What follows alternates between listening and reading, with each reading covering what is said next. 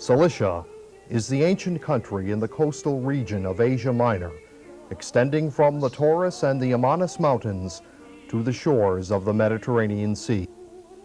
This land was occupied by the Hittites in the 2nd millennium BC. The Cilician city known today as Marash once had 2 stone lions at the entrance to its ancient fortress. On them were sculpted Hittite hieroglyphic inscriptions of princes and cities. Thousands of Armenians settled in the region under King Dicrarnus the Great, when Cilicia was annexed to Greater Armenia, thus extending the kingdom from the Mediterranean to the Black and Caspian Seas. This was the greatest extent of the Armenian Empire in its history. It subsequently fell to the Romans in 69 BC. Around the time of Christ, Cilicia and all of the Eastern Roman Empire came under command of Germanicus Julius Caesar. The ancient Hittite city became known as Germanica Caesarea, or Germanica. The Armenian name will be Kermanik. In 1097, seeking to free the Holy Land of Jerusalem from the Turks, the First Crusade passed on the road through the city.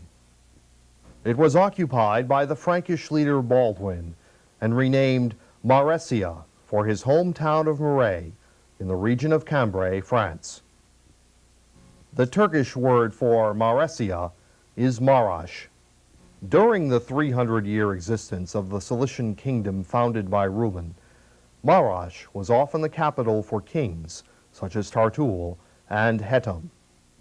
Cilicia fell in 1375 during the reign of the last Cilician Armenian king, Levon VI.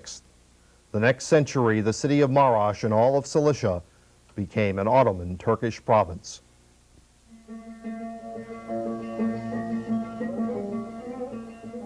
By the 1800s, Marash was the largest city in its district and had a population that was evenly divided between Armenians and Turks.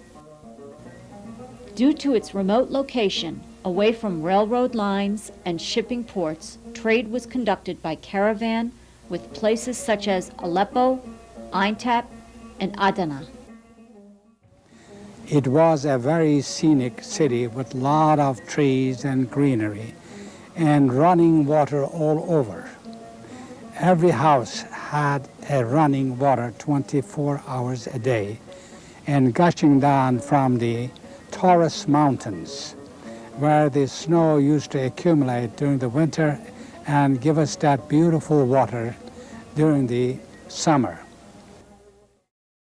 We had channeled those streams to go through the houses, and I remember a stream of ice-cold water coming from the mountain that had been channeled right through the basement of the house. And we would put fruits and watermelons and meats, the watermelons right in the cold water. She hold on my hand and we go to the public, and I love that. We went, and it was a beautiful, everything's all marble, and they have a fountain there, way in the middle, all the water's running in, cold water. And if you wanted to put your apple, oranges, you put it in that little place. By the time you take your bath, you come back, everything's nice and cold. The pleasantries I remember was that we did have a very happy house. We slept on the floor. I suppose there were mattresses on the floor, and then would be covered with a sheet and a blanket. We had no beds. And in the winter, occasionally snakes would crawl in out from the cold. In Marash, the professionals, artisans, and tradespeople were mostly Armenian. The sugar and the ice cream business was in the hands of, and the leather canning was in the Turks' hand. Everything else was in the Armenian hand, like shoe repairing, making shoes, building homes, tailoring, all the trades. When Sunday came, all the stores were shut. Even the Turkish stores were shut. And their Friday was open. That was their, Friday was their Sunday. So you see, the Armenians controlled the business on Marash. Sons of Armenians often became farmers, while the daughters made handiworks.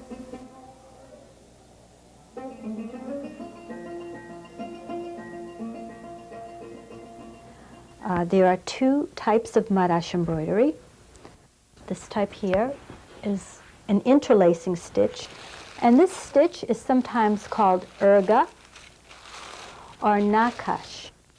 This is typical of the design you will find in many Marash pieces. This round circular type of motif is very common, and a straight type of lines. You can do the interlacing stitch. And if you look closely, you can see that there are little crosses everywhere. They would use cotton, and sometimes you might find wool. This is another beautiful pattern, and this is called a satin stitch, and the name Atlas Lamar is often used for this type of embroidery. And if you look closely, you'll see stylized, possibly animals or birds, and flowers. It's a difficult stitch, and it is not being practiced today. You'll find in the Middle East and in Armenia that they still do the interlacing stitch. Satin stitch is a lost art. The wardrobe of the period was usually native costumes. The women's hair is flat and is parted in the middle and pulled back. It doesn't have any Victorian puff. The wealthy dressed in Western attire. And my mother had a dress with a high neck. You know, they hid as much as they could. It was, all the dresses were made locally or in households, and they were comfortable and they were neat. They weren't glamorous. I had a nice shoe, a pair of nice shoes and stockings. I had pantaloons like, and something that gave me freedom to run around. Are you kidding? A sackcloth with a hole up in the top, zubin. They called it zubin, and a hole over here, a hole over here. That's it, like a dress. That's the clothes we wear, and no shoes. We used to walk in the streets without shoes. Families were patriarchal, with property handed down from father to son. Marriages were often prearranged. The food sources for Marash were grain, wheat, and rice. Bread was made at home.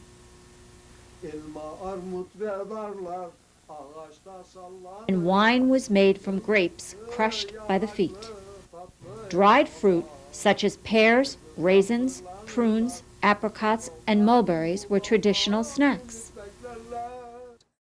And my father had 5 vineyards that we used to go during the summer and process the grapes and make all kinds of molasses, candy.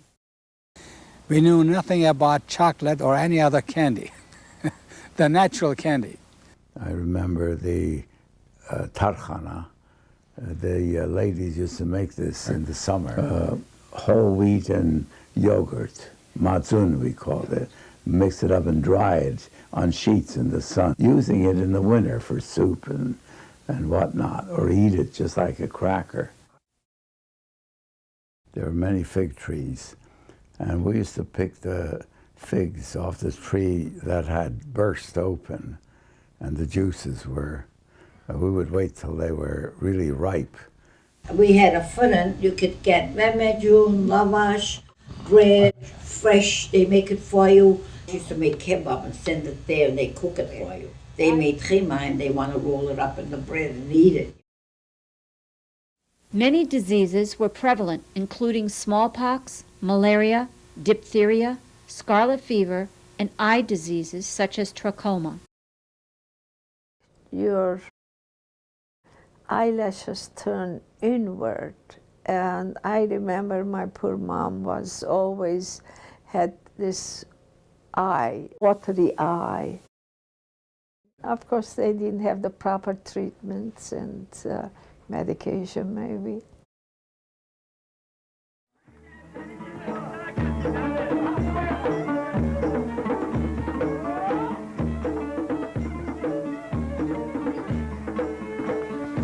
The Marashis primarily speak Turkish, at least in the Janikian family, and certainly many of the family are in fact bilingual and can speak a sort of a version of Armenian. There are a lot of Kharpetsis, Adikra make fun of Marashi Armenian. They say, these people are a bunch of farmers and have have their own little patois of Armenian. But you have to understand, these are not people who are speaking Turkish because they think Turkish is a superior language. When they sing a song, they're not singing a song because it's a Turkish song. They're singing a song because to them, it's the songs they remember from their childhood. Üsküdar'a giderken bir mendil buldum. Üsküdar'a giderken bir mendil buldum. Mendilimin içine de şeker doldurdum. Mendilimin içine de şeker doldurdum. While she was traveling, she found a handkerchief on the road. And in the road, she picked that handkerchief and filled it with sugar, candy, and gave it to her katip, because katip is her lover. And people are mixing in. He says, why should people mix into my love affair? Katip benim, ben katibim, eline karışır. Marash was surrounded by 28 villages and required a Turkish governor and commissioners. Law and order was kept by Turkish gendarmes, uniformed soldier policemen. No Armenians participated in the government, and among Armenians all formal organizations were forbidden. They were taxed more heavily than Muslims and not permitted to bear arms. Marash was a seat of the Catholicos, seat of the Armenian Apostolic Church in the late 11th century. The Armenian schools were run by the various churches. My mother was a Lusovichagan, my father was a Protestant, so we had to go to both churches. So we'd be in church from 6 o'clock in the morning till 12 o'clock noon every Sunday. The Armenian Protestant Church was established in 1846 in Istanbul, and it was a direct outgrowth of the work of the American missionaries who had come to the Ottoman Empire in the early decades of the 19th century. The premier organization were the Congregationalists. They were head and shoulders, had the monopoly on the American missionary movement. The problem here was that there was a rule in Islam that if someone converts from Islam to another religion, they're subject to the death penalty. The missionaries had a great deal of admiration for the fact that the Armenian Apostolic Church is an ancient church. It's one of the first Christian churches.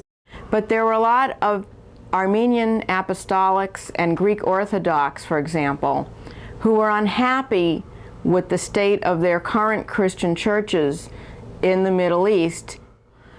The Armenian Apostolic Church at that time did not have any literature printed in the everyday vernacular, everyday language of the Armenian. It was in a very old classical Armenian that only the most highly educated Armenians could have access to. The missionaries wanted everyone in the church to have equal access to God, and that the church literature should be translated into the everyday language, and they believed that the average Armenian should be taught how to read and write so they could read the Bible. And so from day one, the American missionaries from the United States were sort of using the Armenians for that ultimate goal, to turn them into examples, glittering examples of what the perfect Christian should be. The evangelical church grew rapidly. It spread, first of all, into the regions of Cilicia, Gilicia. The American missionaries start sending people and money, and they start building churches and schools. And many of the courses they taught at the missionary colleges and schools were on the political rights in a democracy. Also, the missionaries unwittingly played a major role in the development of Armenian nationalism, which in turn led to the rise of the revolutionary political parties.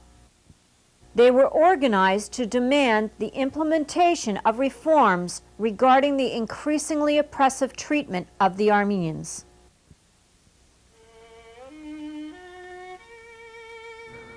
From 1894 to 1896, massacres of 300,000 Armenians throughout Ottoman Turkey were initiated by the Sultan Abdul Hamid II. In November 1895, the killings in Marash began. 3 churches were burned by soldiers of the Turkish army and their priests imprisoned or killed. On that bloody day, November 18th, 4,700 Armenians were killed. The Armenian quarter was ransacked as the Turks shouted, "You have seen how great and mighty is Allah and his prophet Muhammad against your God, Jesus Christ, the so-called Messiah." Armenian men, teachers and clergy, were hiding in a room when the Turks attacked them, and 3 times they offered them opportunity to change their religion to Muslim. When they refused, they began to kill them with axes and swords. He saw his pastor had his head chopped off, and he describes how his blood splattered all over the wall. Yeah, well, my mother and her sister and her brother were in the house, and the Turks came in and killed my grandmother and grandfather in front of these little children. After they killed them, they picked up these 3 children and put them in the German orphanage. And my mother used to say, the Germans would allow the Turks to kill the Armenian fathers and mothers, and then they would take their children and feed them in the orphanage. My mother went through 2 genocides. 1895, she was 3 years old, and they were visiting the Furnas village. And all of a sudden, the Turkish army comes and sets fire at their houses. My mother's mother and father and the 18-month-old sister, they tried to go to the caves and hide there. But this time Armenians, they reject them. They say, "We can't have you because you have 2 children. They may cry and the Turks will find our hideaway." He throws the baby, 18-month-old baby, in the river. When all was quiet, they came out. My grandparents went back to Marash, and less than a week, my mother's mother died, young woman in her 20s. My grandfather said to my mother, your mother really suffered the loss of the baby.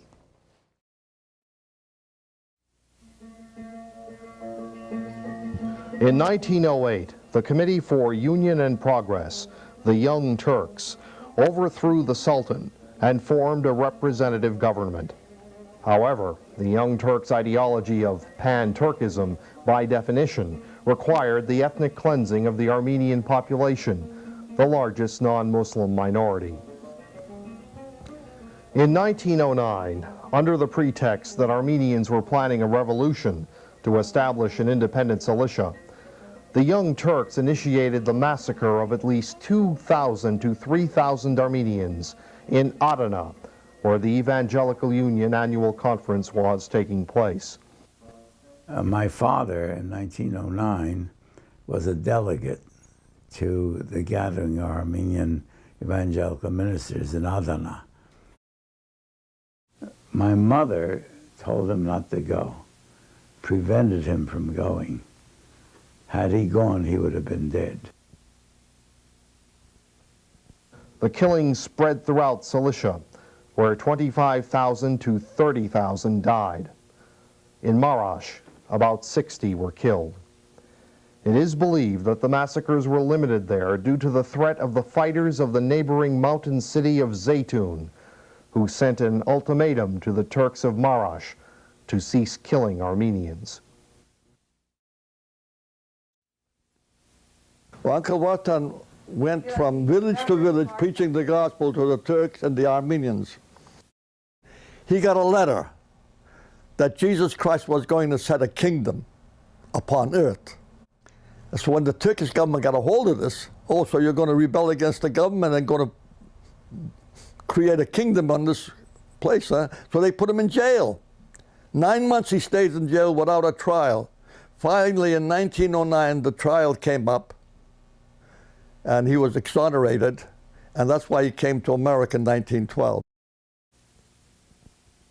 My grandfather was, the legend in the family is that he strung up the Armenian tricolor, and he had to leave Marash hurriedly because the Turks were chasing him because of political activities. Young John Parseghian came close to death at the hands of a group of Turks. He left Turkey in 1912, unable to shake the trauma of this event. He escaped from the old country because he was going to be conscripted into the Turkish army, and he was fearful also for his life. So at the age of 14, he did leave home and came to this country and tried to survive on his own. The period leading up to the start of World War I was one of decline and crisis for Ottoman Turkey. The Balkan War in 1912 further reduced what was once a vast empire into a state of desperation. That year, Enver Pasha led a coup which placed the empire in the hands of a triumvirate consisting of himself as Minister of War, Talat Pasha as Minister of the Interior, and Jamal Pasha as Minister of Marine Affairs. With the Russians threatening to occupy the eastern provinces adjacent to the Caucasus, the Ottoman Empire signed a secret pact of alliance with Germany by the onset of World War I. What did the Germans say to the Turks? During World War I, they said, you have a very intelligent race among you. If you do not take care of them while they are young, they may be a problem eventually.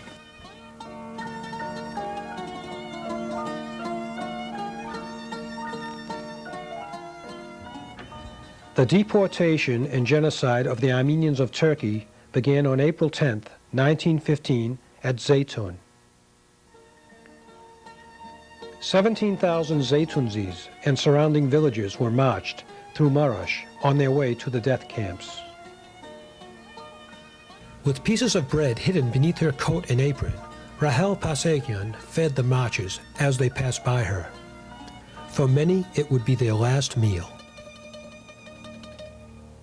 The deportation from Marash began with the exile of a few prominent families in May of 1915. But you know, the mayor of Marash, the Turkish mayor, protected the Hartunian family. I want you to know that.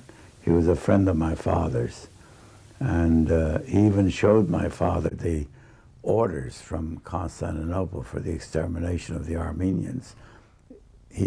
He pleaded with my father, said, "What shall I do? What shall I do?" My father said to him, "Please, Mutasarrif, stay in your office as long as you can and help my people as long as you can," which he did. And then at some point he was removed. We don't know what happened to him. Armenian leaders accused of aiding the resistance movement in Zeytun were imprisoned in Marash and executed publicly. Roger Parseghian, an Armenian representative, was arrested and sent to a prison in Aleppo, Syria, where he survived starvation, thanks to an aunt who smuggled food to him.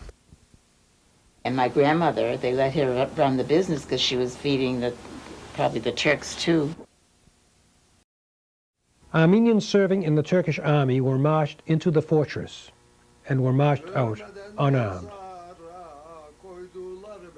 They were later massacred.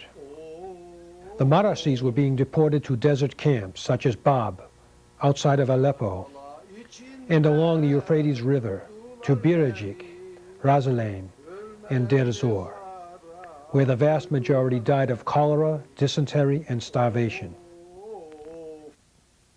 My grandparents were separated. My grandmother walked with her family all throughout the Middle East, you know, the typical Marashi story.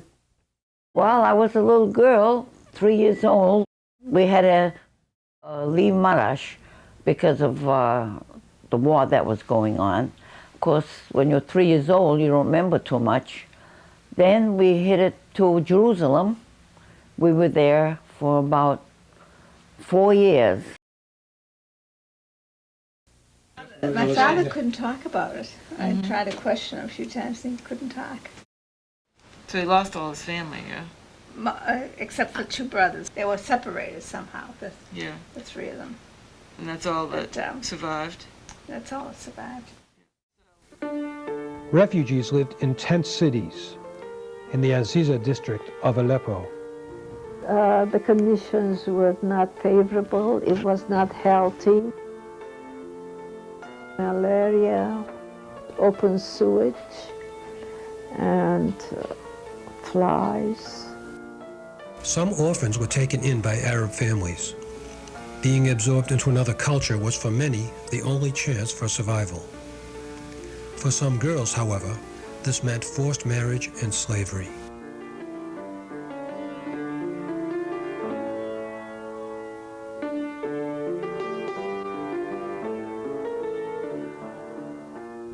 In all, 24,000 Armenians were deported from Marash, while 6,000 Armenians remained, mostly professionals and their families needed to maintain the economy. Melkon Atamian was a dentist, a rare profession in those days. While the family was exempt from deportation, they were not free from harassment. Their Bible, a gilded manuscript from the 13th century, was stolen. It was later returned by a Turk who believed he had been cursed, while the Bible was in his possession.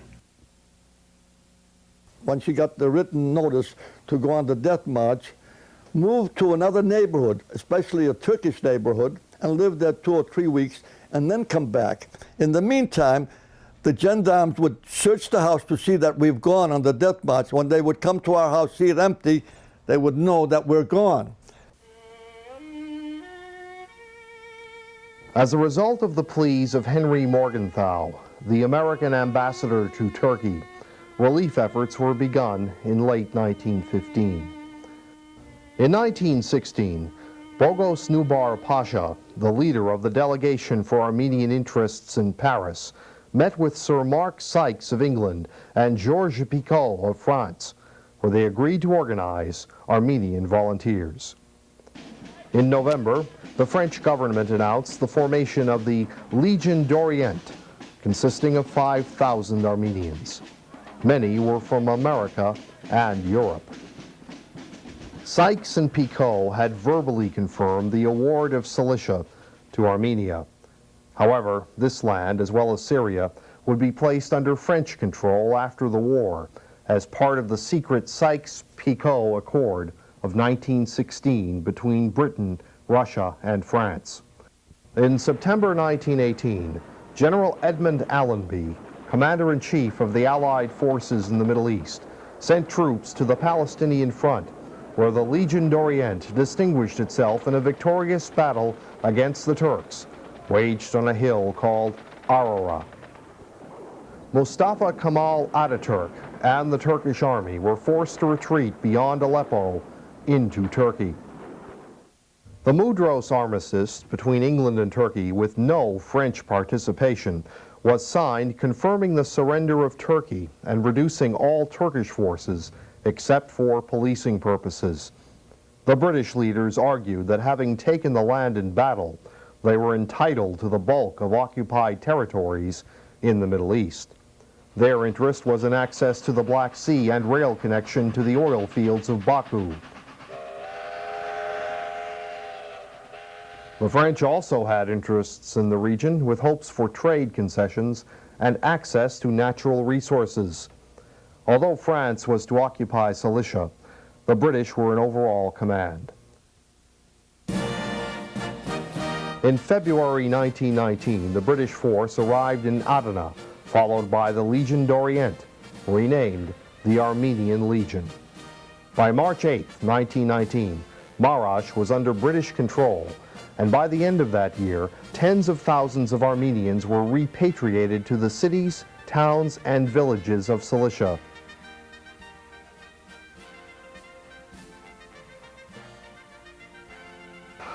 Then at the end of the war, the armistice, they were, along with many Marashis, repatriated, went back to Marash.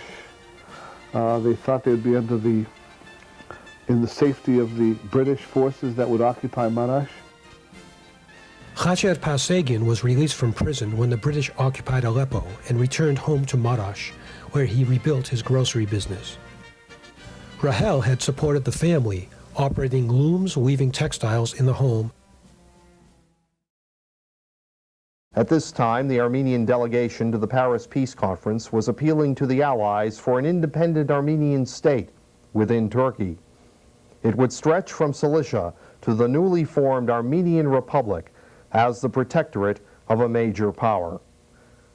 This expanded upon President Woodrow Wilson's more reduced plan for Armenia. Neither plan ever went into effect, as the Sykes-Picot Accord implied indefinite French occupation of Cilicia. Wilson's deteriorating health limited his advocacy for an American mandate for Armenia, which eventually was voted down by the United States Senate.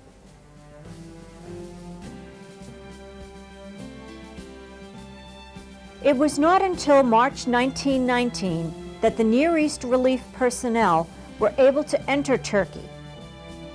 Dr. Marion Wilson was the director of the Near East Relief at Marash, with Stanley Kerr as his assistant.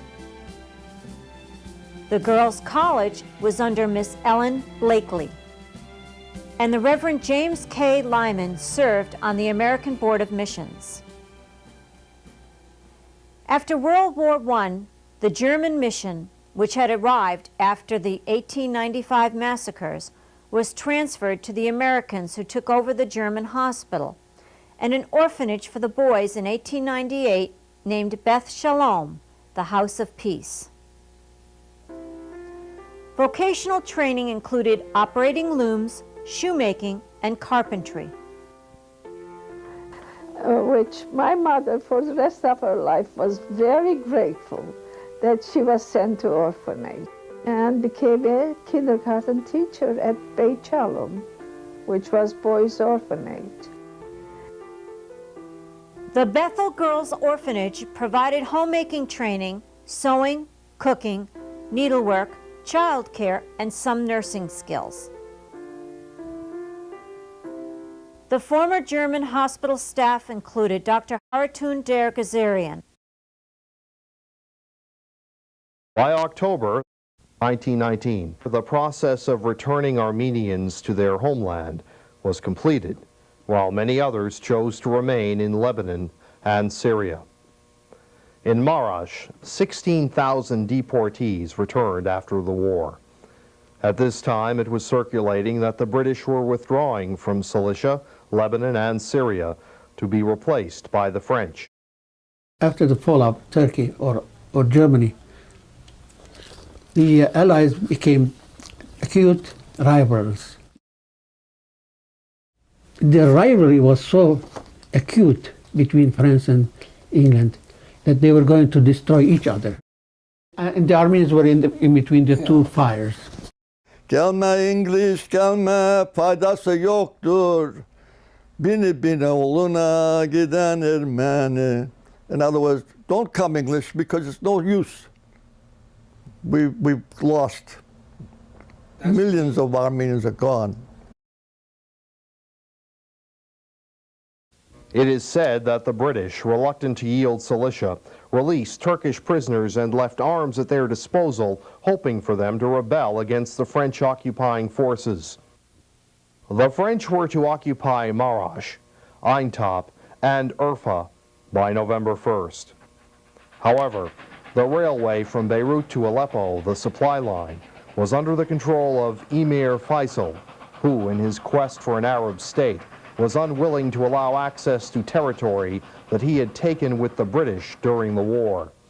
As a result, the troop movement was made by sea, causing a serious delay in establishing a force in Cilicia.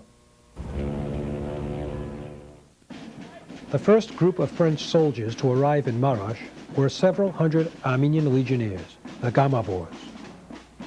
The Turks felt that Armenians were showing contempt now that they had the upper hand, feared Armenians could control Cilicia and would exact revenge upon them. Mustafa Kemal was determined to resist the occupation of Turkey. He led a conference at Erzurum in July of 1919. There, delegates elected Kemal chairman and a national pact was drawn up, affirming the independence of Turkey. In Marash, a local chapter of Kemalists was secretly formed for the stockpiling of ammunition and arms. In the villages surrounding Marash were the Chete, 25 to 30,000 irregular Turks. Their leader, Kuluj Ali, a Kurd and a friend of Kemal, arrived in Marash to meet and combine forces with the insurgent Kemalists. General Couret was placed in charge of forces at Marash, and French troops were stationed at schools and churches. When the Turks refused to reconcile with the Armenians and French, it was suggested that the Armenians be fully armed for their self-defense. This was rejected, as the French assumed responsibility for protection of the Armenians. With French forces chasing Chete and protecting approaching convoys outside of the area, Marash was left with a minimal defense.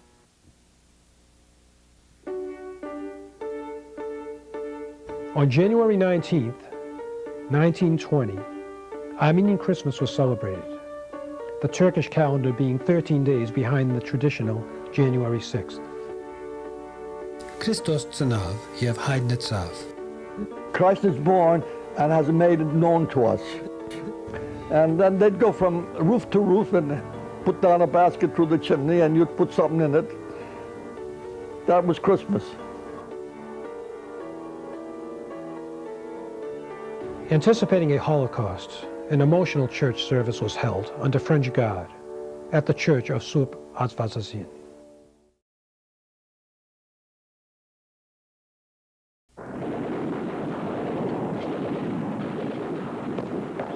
On January 22nd, the Turks set fire to large sections of the city, and Armenians fled to the churches or schools to avoid massacre. But my mother was separated from her family, visiting some orphan friends of hers. She went there to visit this friend of hers, Nurisa. she couldn't go back home. So she thought that the Turks were killing everybody, so she ran with the orphans.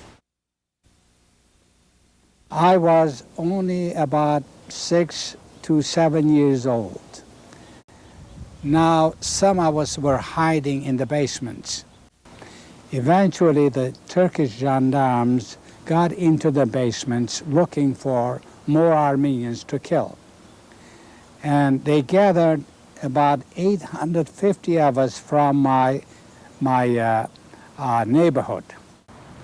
One of the gendarmes grabbed a hold of my dad, and he started beating him with his gun butt right on the neck. He hit him again and again. The Turks herded hundreds of Armenians into the municipal prison, the Konak, where they stayed until the end of the fighting. This Turk neighbor came to my mother, and he said to her, "Why don't you give me this kid here? Let me have him." Mother, knowing that they were going to kill us all, she parted with me and she said, "Okay, you can have him," thinking that I would be saved by this Turk. I was with them for about 7, 8 days. Every day the other Turks came and bothered Mohammed and Duran, his wife, that they were keeping an Armenian. He grabbed a hold of a gendarme and he said to him, "Will you take this kid and deliver him to his father and mother where they are jailed?" And this particular one took me from the North Gate into that jail, and they opened the gates and put me in there. And my mother was growing crazy, crying that, "Why did I give him? Where is he now?" For 34 days, they left us hungry over there. There was no food, no shelter, no blanket, no bed, just plain dirt floor. 850 of us were packed there. My dad, my mom, my sister, my brother. Approximately 3,000 Armenians were killed in the first days of battle, and all houses of the Armenian quarter were burned. The front troops had fled, and similar abandonments occurred in the burning churches. Surp Stepanos, Surp Sakis, and then Surp Atvazazian was burned. The Turks poured kerosene onto the roof, set it afire, and shot Armenians trying to flee. Over 2,000 died, including 50 Armenian and French soldiers. The Beth Shalom orphanage, a refuge for over 3,000 Armenians, was under fire from Turkish snipers perched atop a minaret, the religious structure used by Muslims for prayer calling.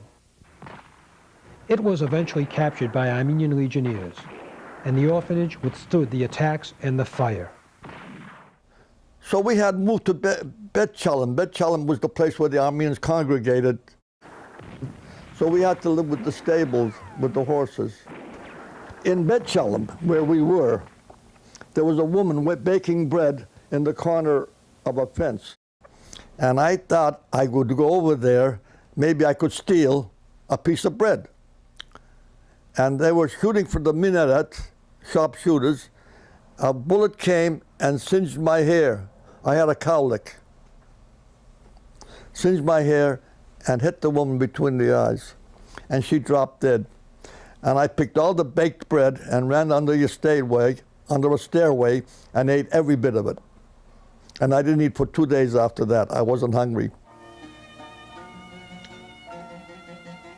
The Janikians fled to the Beth Shalom orphanage, and my great-grandmother was killed during that battle.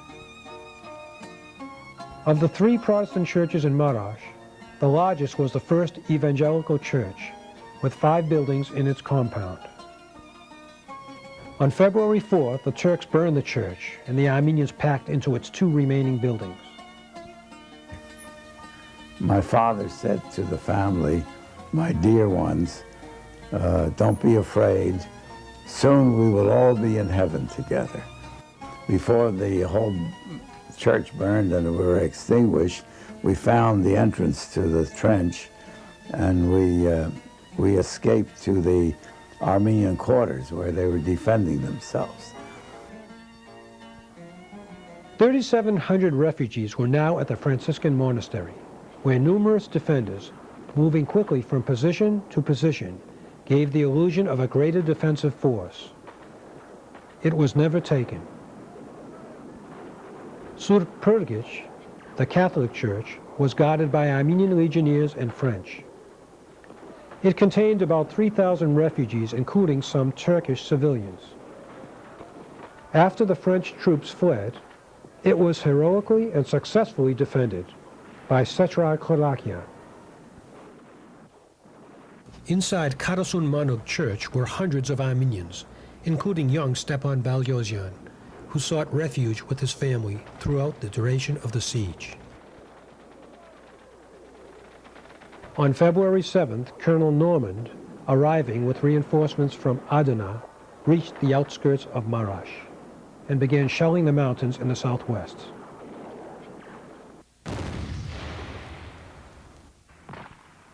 The white flag of surrender was flying on the fortress. The Turkish officials and military leaders had fled, along with their families, to the outlying villages. The French were apparently on the verge of victory.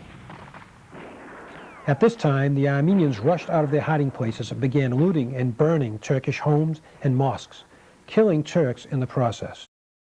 They ran out of Marash. There was no Turk left in Marash. I remember we went clear across by walking in every house and ransacking what we could. Yeah. There was not a single Turk left in Marash. I remember that.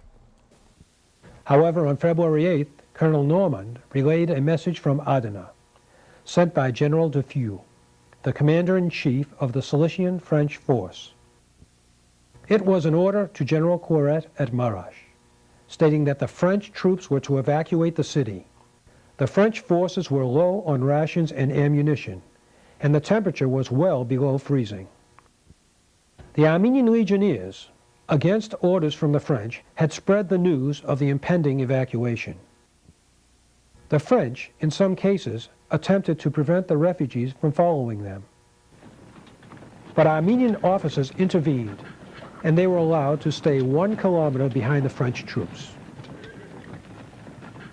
At 3:15 in the morning on February 11th, the evacuation began from the north of Marash, as 3,000 to 4,000 refugees followed the French soldiers.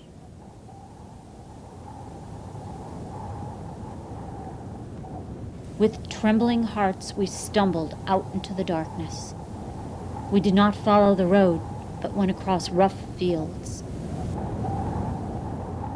A turquoise sky flooded with moonlight over a white world and across the snow, stretching as far as the eye could see. A line of campfires, horses, wagons, soldiers, refugees, camels, donkeys, carts, all a mixture and confusion of sound and sight.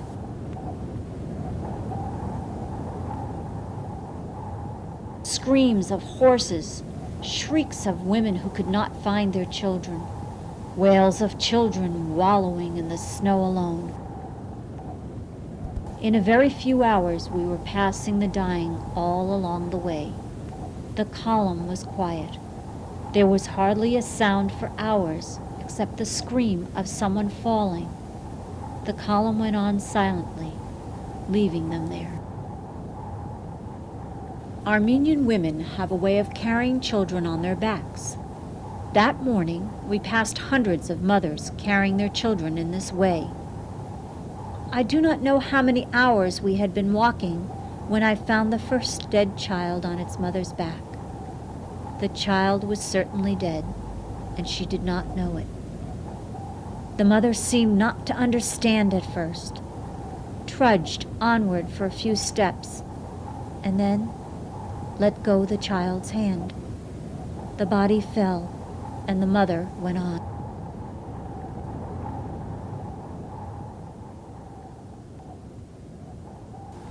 The family was desperately trying to stay together, but it was impossible, for we could not see. We discovered that my little sister had died during the night. My mother and I both cried as we said a prayer for her. My mother sat down in the snow and said, "Son, I cannot go any further." When I awoke the next morning, my mother was lying on her side and my head was resting on her arm. I was covered with her shawl. She had frozen to death during the night. When the march came, my mother was pregnant and I was to be born. And my mother said that while they were walking, the people couldn't carry the children anymore. And they would just leave them on the stone wall. People were dropping along the road. Yeah. I remember her telling me that. And that would have been the time when she couldn't have returned to her family. Stepan Balyozin was trailing Eliza during the evacuation and prodding her to move along to avoid death by freezing. He was later placed in a hospital at Adana, where, due to frostbite, some of his toes and portions of his feet were amputated. He had lost his entire family on the march.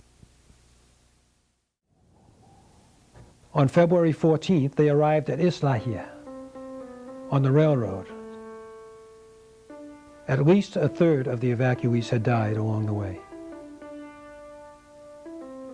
General Defoe arrived from Adana with supplies, arranged to have Armenians move there by rail.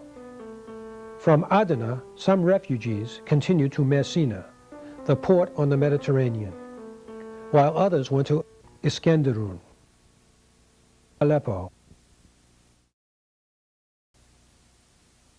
Marash fell because France had failed to provide adequate forces and had underestimated Turkish strength under Mustafa Kemal. My father used to say, why did they leave Marash at night? Why did they tell us? Even they told to the Turks that they were going to leave Marash, but they didn't tell to Armenians. They didn't have any clear policy at that time. France was divided into two. They wanted to crush Turkey, but the new generation or the army was with the Turks. They openly said they are enemies of Armenians, Greeks, Jews, and the English. They thought those peoples have stabbed France in the back. There's a great disappointment in my heart and mind about what the French did to the Armenians in Cilicia. They came in giving us great hope. Literally, they betrayed us. And the most difficult part of it was that the French army had Armenian volunteers. They were heartbroken that they couldn't protect us. They had to withdraw the soldiers, Armenian soldiers, with the French.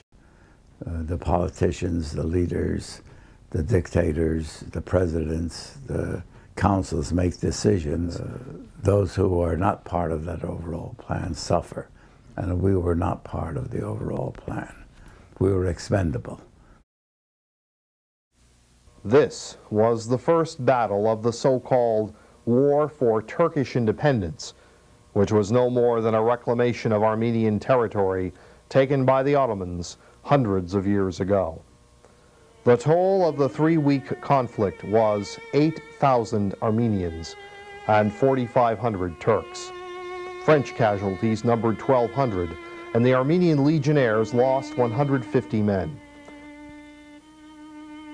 Following the evacuation, the Chete leader, Kuluj Ali, Kemal's commander in Marash, and Arslan Bey, representing the Turkish Kemalists, returned to the city and met at their headquarters. Reverend Lyman of the American Mission informed them of the French retreat, and in return, Turkish protection for the refugees was promised. Lyman and Marion Wilson, with Abraham Hartunian and other Armenian representatives, went to administer to the thousands of refugees at the Armenian compounds. The Armenians were trying to defend themselves, and the missionaries came and called a truce. If the Turks knew that we didn't have any ammunition, they would have butchered us. But they thought we had something to protect ourselves.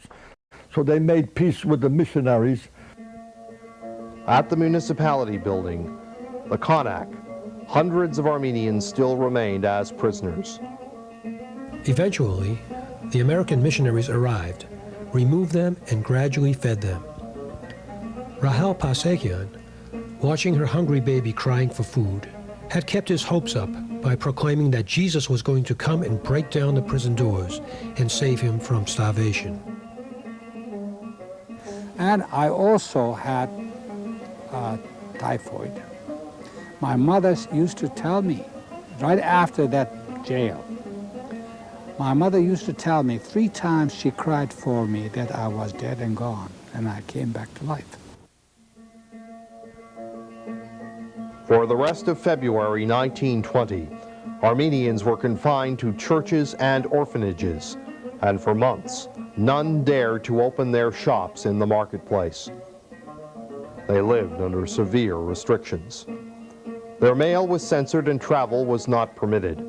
Gardens and vineyards, properties of the dead and departed Armenians, were confiscated by the Turks. And everything was ripe, and the olive trees were ripe, but you couldn't touch it. The Turks wouldn't allow any Armenian to own any vineyard after the war.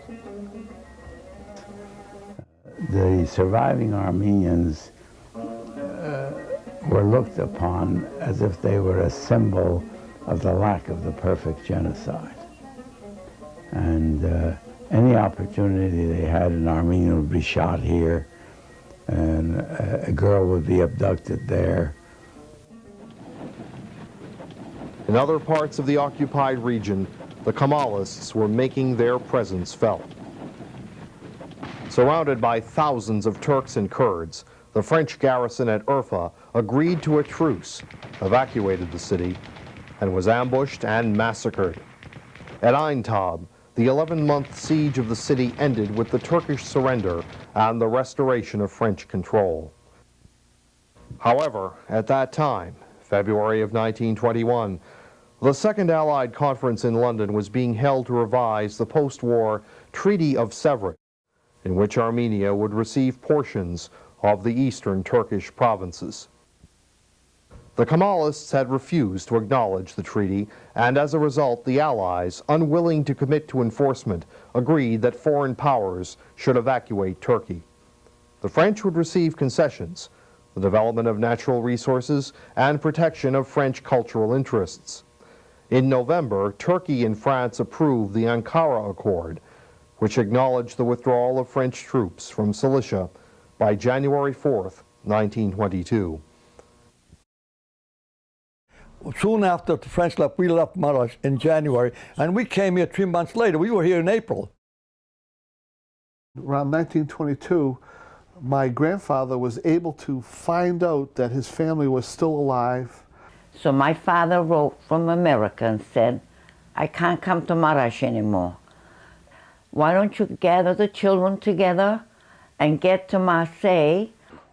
And which he did. He brought us all to America, God bless him, and we all got together again.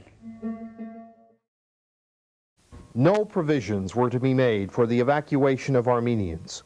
No boats, trains, no more refugee camps in Syria. The Armenians were refused immigration to Palestine and Egypt.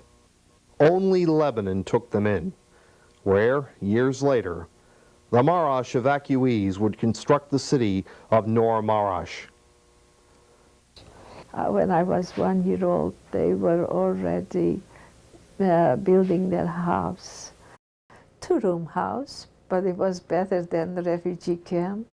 I grew up in that house, but my brothers were in the refugee camp for several years. After French withdrawal, 3,000 Armenians remained in Marash, and by July 1922, there were 10 Armenian families left.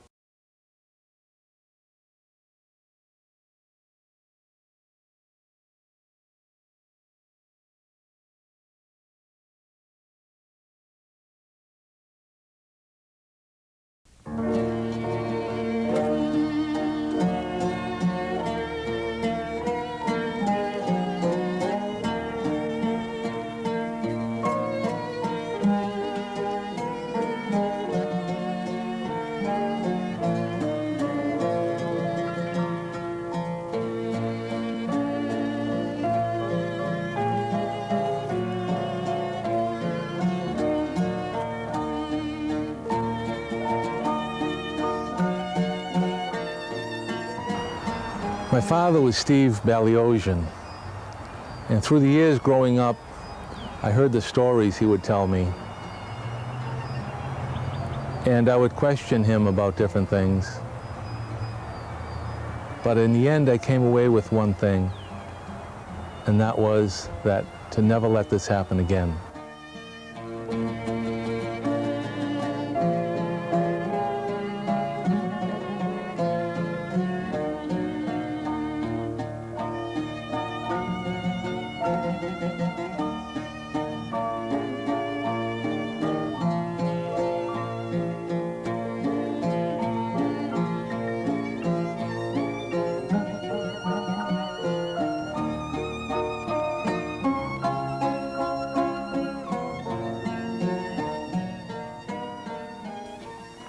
I was the only son of an American-born child in the family.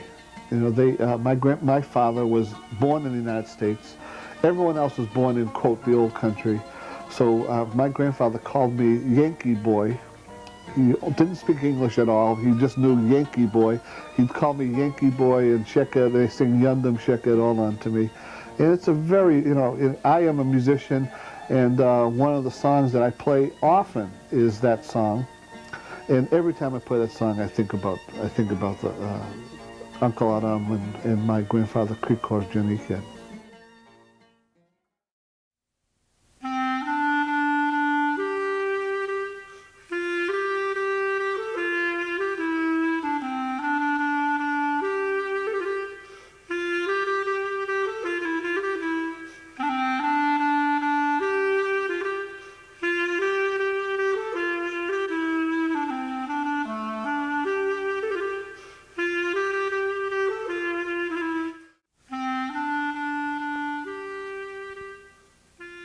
We went Halep and then to Beirut directly.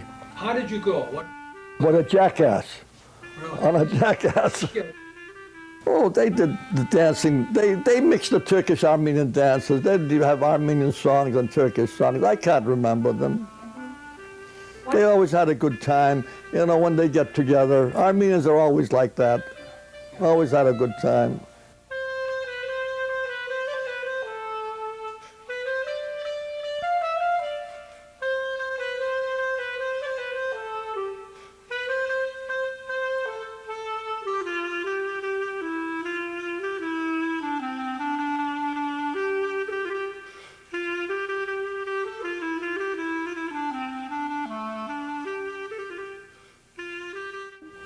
They all had that same spirit. It was a survivor spirit, and they wanted nothing but the best for their families, and they worked very hard to give it to all of us.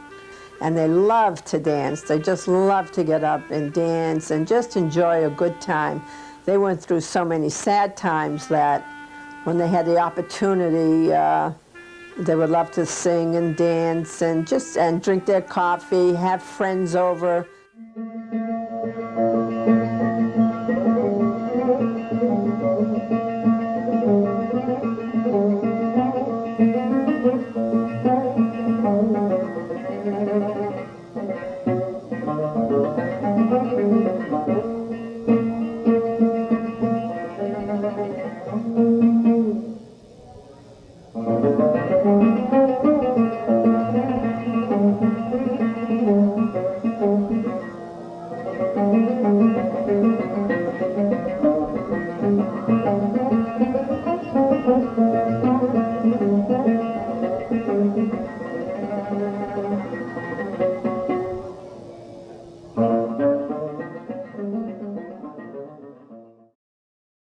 His mother gave him up to this Turkish neighbor who had no children and adored my dad.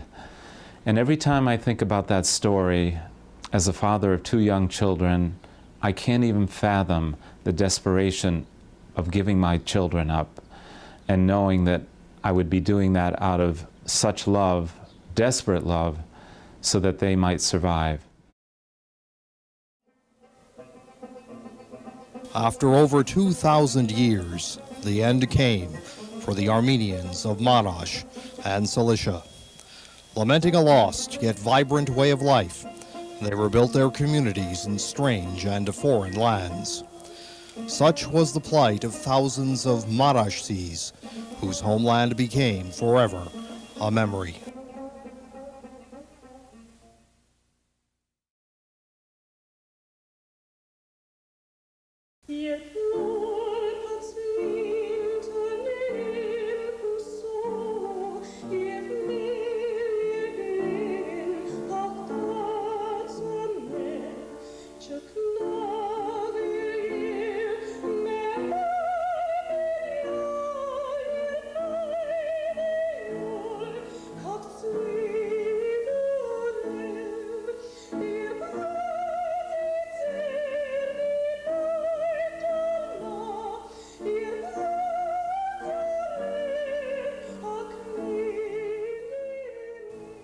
Marash քաղաք մեր հայրենիք, կասրան մորած քո իշադակ, բիդի մնա միշտ գենտանի, մորտիներուտ գործ գերունդակ, Marash քաղաք մեր հայրենիք,